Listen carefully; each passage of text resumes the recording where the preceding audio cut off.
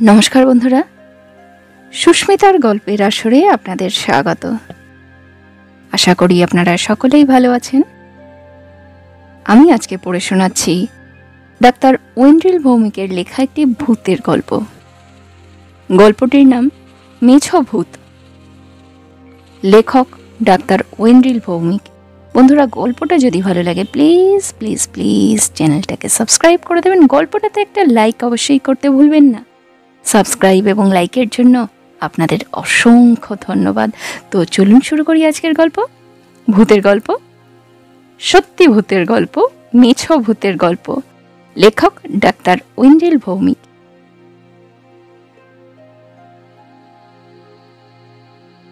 দুপুরে খেতে বসে পীযূষ তার ভুরু ক্রমশ কুঁচকে উঠছিল। আমি বললাম, কি হলো, এনি সমস্যা? পীযূষ তা একটা দীর্ঘ নিঃশ্বাস ফেলে বলল, ওয়েন্ড্রিল, তোর মধ্যে কখনো হতাশা বোধ কাজ করে না? এই যে আমরা এত খেটে খুঁটে MBBS পাশ করে ডাক্তার হলুম, বাড়িঘর দৌড় ছেড়ে গণ্ডগ্রামে চাকরি করতে এলুম, রাত দিন এক করে হাসপাতালে ডিউটির পর ডিউটি করেই যাচ্ছি। এর বিনিময়ে কি পেলুম? ভাঙা কোয়ার্টারে সাপখোপ বিছের সাথে থাকছি, বেলা 3টের সময় ঠান্ডা করকরে ভাত খাচ্ছি, সাথে বুড়ো শোল মাছের ঝোল আর কুঁদলি ভাজা। আমি বললাম, তাড়াতাড়ি খেয়ে নাও, তাড়াতাড়ি খেয়ে নাও, তোমার অনকল ডিউটি চলছে, কখন বিষ খাওয়া রোগী চলে আসবে এটুকুও জুটবে না। পীযূষ তা হাত গুটিয়ে নিল, বলল, আমি খাবো না, নেভার। খাওয়াটা শুধু পেট ভরানোর জন্য নয়, মন বলেও আমার একটা বস্তু আছে। জঘন্য মেনু আর তার সাথে সুচিত্রাদির দায়সারা রান্নাবান্না, এ আমার গলা দিয়ে আর নামবে না। আমি বললাম, দেখো পীযূষদা, বেলা 3টের সময় আর ঝামেলা করো না। কাল সারা রাত জেগেছি, খেয়ে দিয়ে 2 ঘন্টা টানা ঘুম দেব। সুচিত্রাদি শোল ছাড়া আর কি রাঁধবে? ইলিশ রাঁধবে নাকি? হ্যাঁ, ইলিশই রাঁধবে। আহা, গরম গরম ইলিশ মাছ ভাজা, শুধু তেল নুন দিয়েই 1 থালা ভাত সাবার করে দেওয়া যায়। হ্যাঁ, যে খড়গ্রামে পুঁটি শোল ছাড়া কোনো মাছ পাওয়া যায় না, সেখানে তুমি ইলিশের স্বপ্ন দেখছো? বলি হারি, আমার খুব ঘুম পাচ্ছে, খেয়ে দিয়ে ঘুমাবো। ঘুমিয়ে ঘুমিয়েই না হয় ইলিশের স্বপ্ন দেখব। শোনো ওয়েন্ড্রিল, ঘুমিয়ে স্বপ্ন দেখাটা প্রকৃত স্বপ্ন নয়। স্বপ্ন সেটাই যেটা তোকে রাতের পর রাত ঘুমোতে দেবে না। ইয়েস, আমি ইলিশ খাবো, আজই খাবো, কান্দি থেকে কিনে আনবো। ইলিশ ছাড়া রাতে আমি ভাত মুখে তুলব না। খেয়ে দিয়ে আমরা দুজন চিরঞ্জীবদার কোয়ার্টারে গেলাম। ডাক্তার চিরঞ্জীব বিশ্বাস, তাকে রাজি করানো হলো 2 ঘন্টা ডিউটি দেখে দেবার জন্য। চিরঞ্জীবদা প্রথমে গাঁইগুঁই করছিল, কিন্তু ইলিশ মাছের লোভ দেখাতেই রাজি হয়ে গেল। খড়গ্রামের সবচেয়ে দুর্লভ বস্তু হলো ভালো খাওয়া দাওয়া। পীযূষদা বাইক বের করলো, আমি পিছনে বসলাম। দুজনে চললাম 18 কিলোমিটার দূরে কান্দিতে। কিন্তু কান্দি থেকে আমাদের কাঁদিতে কাঁদিতে ফিরিতে হইল। কান্দি বাজারে একটাও ইলিশ নেই। বিকাল 5টার সময় গোটা 2 পচা কাটাপোনা আর গোটা কয়েক কই নিয়ে একজন বসে আছে। পীযূষদাও ছাড়বার পাত্র নয়, বলল, চল বহরমপুর যাব, ওখান থেকে ইলিশ কিনব। আমি বললাম, সে তো অনেক দূর, তার উপরে তোমার ডিউটি চলছে, চিরঞ্জীবদা বেশি দেরি হলে খেপে যাবে। চিরঞ্জীবদাকে 2 ডিম ভর্তি বড় ইলিশ খাইয়ে দেব, সব রাগ কমে যাবে। অগত্যা বাইকের পিছনে বসলাম। ফুল ট্যাঙ্ক তেল ভরা হলো। বহরমপুর কান্দি থেকে 35 কিলোমিটার। বহরমপুরে যখন পৌঁছালাম সন্ধ্যা নাম্বো করছে। গঙ্গার হাওয়া খেতে খেতে গঙ্গার ধারের বাজার থেকে ইলিশ কিনলাম, 900 গ্রাম ওজন। আরও টুকটাক কেনাকাটা করতে করতে সন্ধে হয়ে গেল। এর মধ্যে চিরঞ্জীবদাকে ফোন করে বলা হয়েছে আরও ঘন্টা 2 ডিউটি দেখে দিতে। চিরঞ্জীবদা অত্যন্ত ভালো ছেলে, এক কথায় রাজি হয়ে গেছে। সন্ধে 7টার সময় আমরা খড়গ্রামের উদ্দেশ্যে রওনা দিলাম। ভাগীরথীর ব্রিজে প্রচুর জ্যাম। ব্রিজ পার হতেই ঘণ্টাখানেক লাগলো। কান্দি যাওয়ার বাদশাহী সড়কে যখন পৌঁছালাম তখন রাত প্রায় 8টা। পীযূষদা বাইক চালাচ্ছে, আমি পিছনে বসে আছি। আমার এক হাতে মাছের প্যাকেট, অন্য হাতে টুকটাক বাজার। ফাঁকা রাস্তায় পীযূষদা স্পিড বাড়াচ্ছে। ঝড়ের বেগে জীবন্তী পেরিয়ে গেলাম, গোকর্ণও পেরোলাম। মহালন্দী কলোনির কাছে হঠাৎ কোথাও কোনো কারণ ছাড়াই বাইক গেল দাঁড়িয়ে। পীযূষদা বাইক স্টার্ট দেবার আপ্রাণ চেষ্টা চালাচ্ছে। সেলফে স্টার্ট হচ্ছে না, কি কেউ গড়গড় শব্দ করে বন্ধ হয়ে যাচ্ছে। পীযূষদা চোখ টেনে তেল বেশি করে ছেড়ে স্টার্ট দেবার চেষ্টা করছে, আর নিজের মনে বিড়বিড় করছে, এই তো কিছুদিন আগে সার্ভিসিং করালাম, সব বেটা ফাঁকিবাজ। হঠাৎ ঠান্ডা হাওয়া বইতে শুরু করলো। বৈশাখ মাসের শুরুতে এত কনকনে হাওয়া বইবার কথা নয়। হাওয়া বেশ জোরেই বইছে, ঝড় উঠবে নাকি?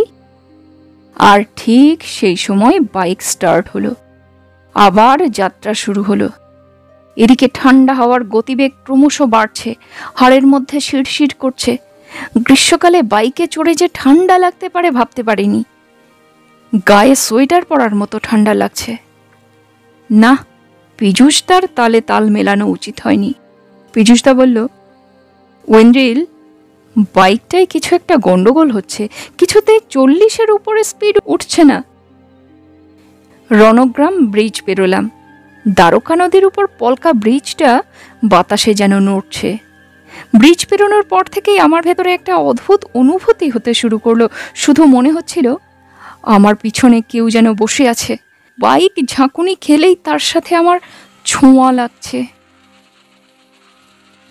বললাম, পীযূষদা, বড্ড ঠান্ডা লাগছে। পীযূষদা বলল, বেশি কথা বলিস না, ভালো করে ধরে বস আমায়। কি করে ধরবো? আমার 2 হাতে তো প্যাকেট। ওয়েন্দ্রিল, আমরা বড়সড় ঝামেলায় পড়েছি। কি ঝামেলা? বাইক আবার স্তব্ধ হয়ে দাঁড়িয়ে পড়ল। রাস্তার ধারে বিশাল একটা বটগাছ, ঠিক তার নিচেই বাইকটা থেমে গেল। এবার শীতের অনুভূতি ছাপিয়ে আমার যে অনুভূতি হলো সেটা হলো ভয়ের। দুরন্ত ভয়ে মেরুদণ্ডের মধ্যে শিরশিরানি শুরু হলো। চারিদিকে আবছা কুয়াশা। বৈশাখ মাসে রাত 8টার সময় কুয়াশা এলো কোথা থেকে? বটগাছের উপর থেকে কেউ কি আমাদের দিকে চেয়ে আছে? ওটা কি জ্বলজ্বল করছে? ওটা কি কারোর চোখ, কোনো রাতা জাগা পাখির? পীযূষদা বাইকে স্টার্ট দেবার আপ্রাণ চেষ্টা করছে, কিন্তু কেন জানি না আমার মনে হচ্ছে কিছুতেই বাইক স্টার্ট হবে না, হওয়া সম্ভব নয়। এই শীতল বাতাস, এই মোহময় কুয়াশা, ওই দানবীয় বটগাছ, কোনো কিছুই এই পৃথিবীর নয়। অতএব পৃথিবীর নিয়মে এখানে কোনো কিছু ঘটবে না। বাতাস ক্রমশ আরো আরো আরো শীতল হচ্ছে। চারিদিকে কারা যেন ভিড় করছে। অনেকে একসাথে চিৎকার করে নানা কথা বলছে, কিন্তু কারোর কথাই আলাদা করে বোঝা যাচ্ছে না। আমার দাঁতে দাঁত লেগে যাচ্ছিল। পীযূষদা বাইকে স্টার্ট দেবার ব্যর্থ চেষ্টা বন্ধ করে আমার মতোই হতভম্ব হয়ে দাঁড়িয়ে আছে। কুয়াশার মধ্যে একটা ঘূর্ণি উঠেছে। সেই ঘূর্ণি ধীরে ধীরে আমাদের দিকে এগিয়ে আসছে। পীযূষদা হঠাৎ চিৎকার করে বলল, ওয়েন্দ্রিল, বাঁচতে চাইলে মাছটা দূরে ছুঁড়ে ফেল। সাথে সাথে আমি শরীরের সব জোর দিয়ে মাছটা প্যাকেট সহ যত দূরে সম্ভব ছুঁড়ে ফেললাম। কুয়াশার ঘূর্ণি আমার দিকে আসতে আসতে দিক পরিবর্তন করলো। তারপর হঠাৎ করে সব পরিষ্কার হয়ে গেল। শীতল হাওয়া উধাও হয়ে গরম বাতাসের ছোঁয়া পেলাম। পীযূষদাও প্রথম চেষ্টাতে বাইক স্টার্ট করলো। আমাদের মুখে কোনো কথা নেই, শুধু ভটভট শব্দ করে বাইক ছুটে চলল বাদশাহী সড়ক দিয়ে। দুর্ভাগ্যের ব্যাপার, আমাদের সত্যি কথা কেউ বিশ্বাস করল না। চিরঞ্জীবদাকে বলেছিলাম। চিরঞ্জীবদা বলল, বানিয়ে বানিয়ে মেছভূতের গল্প শোনানোর কোনো দরকার নেই। কালকে আমার 24 ঘন্টা ডিউটির 5 ঘন্টা পীযূষকে করে দিতে বলিস। এক সিস্টারকে নাইট ডিউটির সময় শুনিয়েছিলাম। সিস্টার দিদি বললেন, ডাক্তারবাবু, আপনারা গাঁজাও খান? সেই দুঃখে এ গল্প আগে কাউকে শোনায়নি। আজ এতদিন পরে সাহস করে লিখলাম। ডাক্তার ঐন্দ্রিল ভৌমিকের লেখা আরেকটা ভূতের গল্প শোনাই। চাঁদ সদাগর। আমার ইতিহাস জ্ঞান মারাত্মক। মাধ্যমিক দিয়ে হাঁপ ছেড়ে বেঁচেছিলাম। তরাইনের প্রথম দ্বিতীয় যুদ্ধের সাল মনে রাখতে হবে না। বাবর শের শাহের রাজ্য বিস্তার নিয়ে চিন্তা ভাবনা করতে হবে না। দ্বিতীয় চন্দ্রগুপ্তকে মাঝরাতে স্বপ্নে দেখে চমকে উঠতে হবে না। ভাগ্যের পরিহাসে ডাক্তারি পাশ করে প্রথম পোস্টিং পেলাম মুর্শিদাবাদ জেলায়। এই জেলা ইতিহাসের খনি। খ্রিস্টীয় সপ্তম শতাব্দীতে গৌড়েশ্বর শশাঙ্ক যে রাজ্য গড়ে তুলেছিলেন সেটি মুর্শিদাবাদেরই কর্ণ সুবর্ণে অবস্থিত। তারপরে ভাগীরথী দিয়ে অনেক জল বয়ে গেছে, এসেছে নবাবী আমল, অনেক যুদ্ধ, অনেক বিদ্রোহ, অনেক বিশ্বাসঘাতকতা। মুর্শিদাবাদের গ্রামে গ্রামে ইতিহাস, লোকগানে ইতিহাস। পুকুর বা রাস্তার জন্য মাটি খুঁড়লেই দু চারটে পুরনো যুগের মুদ্রা বা মূর্তি উঠে আসে। আমি অবশ্য সেই সব নিয়ে মাথা ঘামাইনি, বরঞ্চ অনেক বেশি মাথা ঘামিয়েছি ব্লকের বাচ্চাদের পোলিও খাওয়ানো নিয়ে, দুটো বাচ্চা হয়ে যাওয়ার পর মায়েদের লাইগেশন করা নিয়ে, আউটডোরের পরে প্রত্যন্ত অঞ্চলের সাব সেন্টার পরিদর্শনে গেছি। ধুধু মাঠের মধ্যে ভাঙাচোরা টেরাকোটার মন্দির দেখেছি, পরিত্যক্ত জমিদার বাড়ি, পুরনো মসজিদ চোখে পড়েছে। কোনোদিন বিন্দুমাত্র উৎসাহ পাইনি, বরঞ্চ সাপখোপের ভয়ে পালিয়ে এসেছি। তবে পীযূষদা যখন বলল, ঐন্দ্রিল, চাঁদ সদাগরের মেলা দেখতে যাবি, এক কথায় রাজি হলাম। গ্রামের মেলায় যাওয়া আমার কাছে প্রায় নেশার মতো হয়ে উঠেছিল। খড়গ্রামে গ্রামীণ হাসপাতালে চাকরির সময় আশেপাশে যত মেলা হয় সব মেলায় গেছি। নগরের পীরের মেলা, কাপাসডাঙ্গার বৈশাখী মেলা, কান্দির রাসের মেলা, রথের মেলা। আউটডোরের পর সঞ্জীবদাকে ডিউটি ধরিয়ে দিয়ে বেরিয়ে পড়লাম। কালুদার ভ্যান এবড়ো খেবড়ো মাটির রাস্তা দিয়ে চলেছে। দুপাশে মার কাটারি সবুজ ধান ক্ষেত। ছইয়ের মধ্যে বসে পীযূষদাকে জিজ্ঞাসা করলাম, পীযূষদা, মেলাটার নাম চাঁদ সদাগরের মেলা হলো কেন? এখানে একটা অশ্বক্ষুরাকৃতি হ্রদ আছে, আগে দ্বারকা নদী ওই খাতে বইত। কথিত আছে এখানে চাঁদ সওদাগরের ডিঙা মা মনসার অভিশাপে ডুবে গেছিল। ওই বিশাল বিলটিকে সকলে চাঁদ সওদাগরের বিল বলে। আমি বললাম, দেখো পীযূষদা, আমি ইতিহাসে পাতিহাস, তবে যেটুকু মনে হচ্ছে চাঁদ সওদাগর পূর্ববঙ্গের বাসিন্দা ছিলেন, সম্ভবত চট্টগ্রাম অঞ্চলের। তার নৌকা এত দূরে এসে ডুববে কি করে? পীযূষদা বলল, অত শত আমি জানি না ভাই, ভ্যান থেকে নাম, এবার হাঁটতে হবে। উঁচু মাটির রাস্তা থেকে মাঠের আলপথে নামলাম। পীযূষদা বলল, বুঝলি ঐন্দ্রিল, এতক্ষণ বাঁধের ওপরে ছিলাম, এখন হাওড়ের ওপর দিয়ে যাচ্ছি। হাওড় কি বস্তু? তুই খড়গ্রামে চাকরি করতে এসেছিস, হাওড় আর বিলের দেশে, আর হাওড় কাকে বলে জানিস না? মেডিকেল অফিসারের ইন্টারভিউয়ের সময় আমাকে কুকুরের কামড়ানো আর সাপে কামড়ানোর চিকিৎসা পদ্ধতি জিজ্ঞাসা করেছিল, আর জিজ্ঞাসা করেছিল ডেলিভারির সময় আটকে গেলে ফরসেপ দিতে পারবো কিনা। একবারও কেউ বলেনি হাওড় কি না জানলে খড়গ্রাম হাসপাতালে চিকিৎসা করা যাবে না। পীযূষদা বললেন, শোন, হাওড় হলো গরিবের সমুদ্র। সাধারণত নদীর ধারে বিস্তীর্ণ নিচু জমি বন্যা প্রতিরোধ করার জন্য বাঁধ দিয়ে ঘিরে দেওয়া হয়। বর্ষায় সেটা ভেসে গিয়ে সমুদ্রের রূপ নেয়। বর্ষা শেষে হাওরের জল নেমে যায়, কিছু স্থায়ী বিল জেগে ওঠে। গ্রীষ্মকালে হাওরকে সাধারণত বিশাল মাঠের মতো মনে হয়। তখন এখানে চাষবাস হয়। প্রতি বছর বন্যা হওয়ার জন্যই হাওরের মাটি খুব উর্বর হয়। ঘণ্টা দেড়েক হেঁটে পৌঁছালাম মেলা প্রাঙ্গণে। বেশি বড় মেলা নয়, আলপথ দিয়ে অনেকটা হেঁটে আসতে হয় বলে মেলায় লোকের ভিড়ও কম। একপাশে বিলের ঠিক ধারে বাঁধানো মন্দির। মন্দিরের দেওয়ালে কাদার আস্তরণ। বছরের অনেকটা সময় মন্দির জলের তলায় থাকে। মন্দিরে মনসা আর শিব ঠাকুরের মাটির মূর্তি। একটু আগে পুজো শেষ হয়েছে। পুরুতমশাই স্থানীয় একটি জুনিয়র হাই স্কুলের ইতিহাসের শিক্ষক। তাকেই জিজ্ঞাসা করলাম, আপনি কি সত্যি বিশ্বাস করেন এখানে চাঁদ সওদাগরের নৌকা ডুবেছিল? উনি বললেন, তাহলে আপনাকে পদ্মপুরাণের কিছুটা অংশ শোনাই। নবদুর্গা গোলহাট বামেতে রাখিয়া, চলিল সিধুর ডিঙা পাটন বাহিয়া, দক্ষিণ পাটনে যাবে গেইলা সদাগর, শঙ্খ মুক্তা চুনি আইনা বোঝাই কইলা ঘর। এটাই সম্ভবত সেই পাটনের বিল। সরকারি হিসাব অনুযায়ী এককালে 3000 বিঘার জলা ছিল। কায়স্থ কারিকাতেও লেখা আছে যে নবদুর্গা গোলহাটকে বাঁ দিকে রেখে চাঁদ সওদাগরের নৌকা পাটনের বিল দিয়ে যাতায়াত করত। এখনও নবদুর্গা, গোলহাট, কল্লা, জজান প্রভৃতি গ্রামগুলি চাঁদ সওদাগরের চিহ্ন বহন করে চলেছে। চাঁদ সওদাগর পূর্ববঙ্গের বাসিন্দা ছিলেন না রাড়ের তা নিয়ে কেউ কোনোদিন গবেষণাও করেনি, কারণ বেশিরভাগ ঐতিহাসিক মনে করতেন চাঁদ সওদাগরের কোনো বাস্তব ভিত্তিই নেই। তিনি মঙ্গল কাব্যের একটি কাল্পনিক চরিত্র। আর আমাদের মুর্শিদাবাদ জেলা তো চিরকালই অবহেলিত। আমি গম্ভীর মুখে বললাম, বুঝলুম। পুরুতমশাই আমার দিকে তাকিয়ে হাসলেন, বললেন, চলুন আপনাদের একজনের সঙ্গে আলাপ করিয়ে দিই, ও আরও ইন্টারেস্টিং গল্প শোনাতে পারবে। সেই ব্যক্তি একটি ইমিটেশনের দোকানের মালিক, সুব্রত পাত্র, বয়স 70-এর কাছাকাছি। এই বয়সেও পেটানো চেহারা, গল্প করতে ওস্তাদ।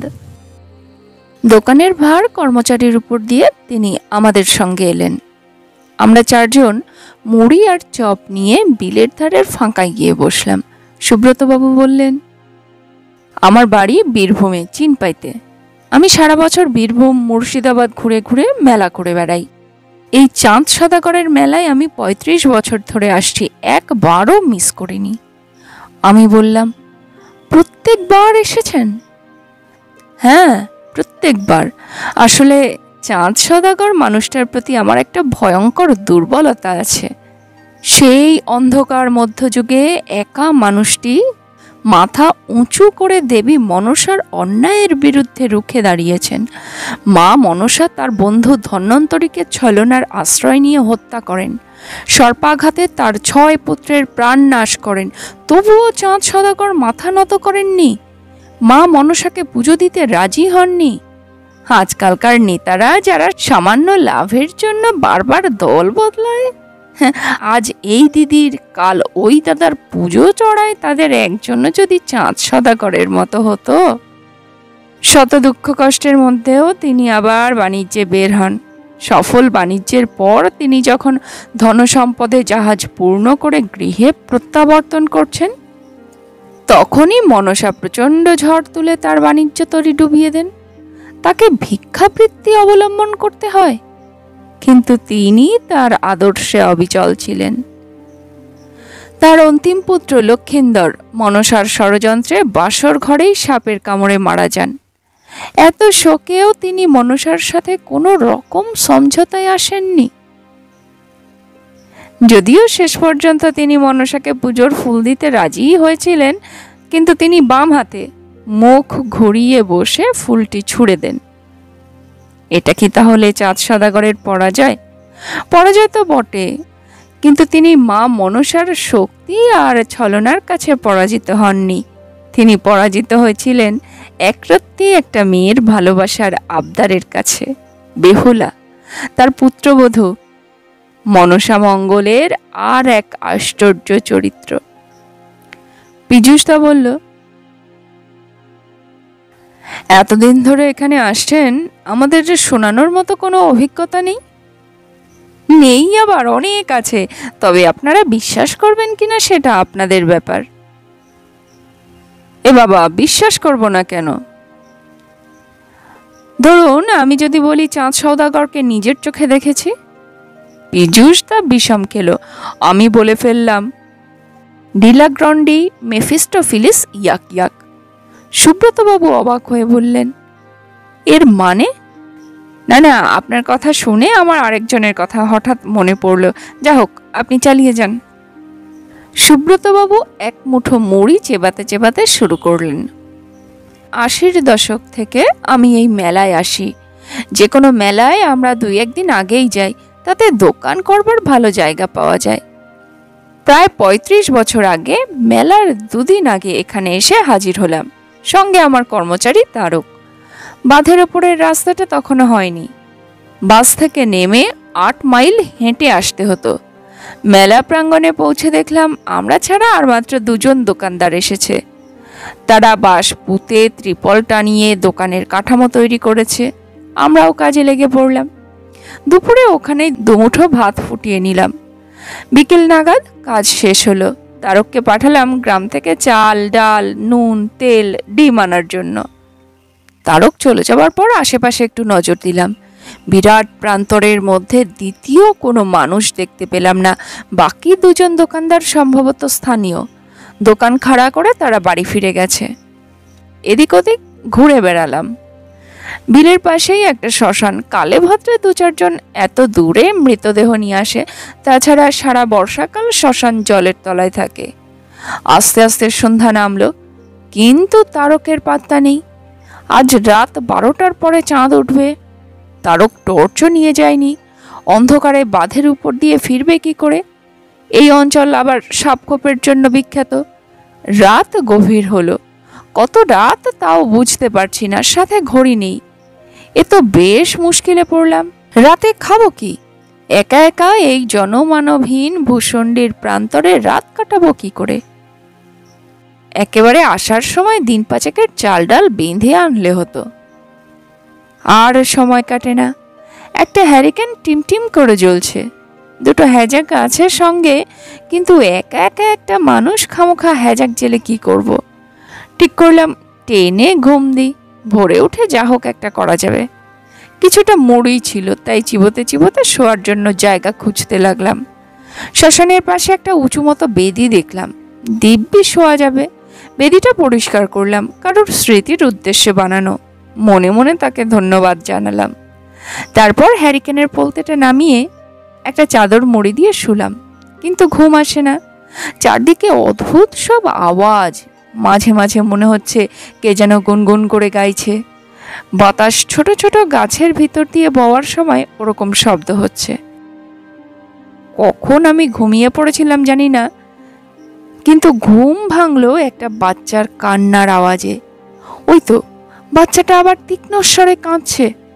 শরীর শিউরে উঠল, কিন্তু কিছুক্ষণের মধ্যেই বুঝতে পারলাম যে যেটা আমি বাচ্চার কান্না বলে ভাবছিলাম সেটা আসলে শকুনের ডাক। হঠাৎ মনে হলো কেউ যেন বেদিটার চারিদিকে ঘুরছে। পায়ের কাছ থেকে আমার চাদর ধরে কে টানছে। চাদরে আমার আপাদমস্তক ঢাকা, সে কারণে বাইরের কিছু চোখে পড়ছে না। আমার সারা গায়ের রোম খাড়া হয়ে গেল।